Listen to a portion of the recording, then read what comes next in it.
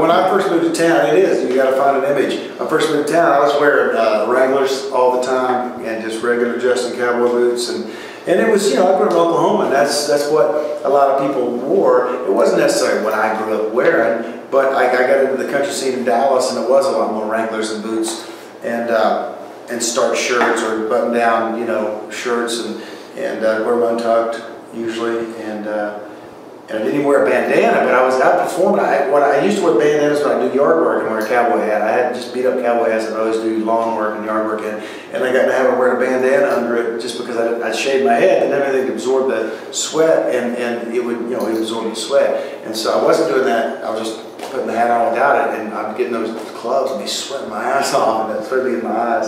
So that's how the whole bandana shtick started happening, and that kind of developed even before I found the other. But I grew up a rocker. I loved Mellencamp, and I loved Boston and Bon Jovi and Eagles and all that, and didn't grow up on a farm. I mean, I grew up in Maya, Oklahoma. It's a big farm town, but I grew up more of a rocker country guy. Loved the Eagles, loved Restless Heart, and so when I finally really started vibing, I had a publisher one time that I came with a bunch of songs. He said, "Man, these songs are great. They're really what's on the radio now, but you've told me who you are and what your influences are, and that's not what you look like or sound like. You know, write what you're talking about." And that's when I started, you know, getting a little more of that edgy Pick a Wild Flowers and Come On kind of sound that had that edge to it. And I was like, man, this is the kind of stuff I like wearing.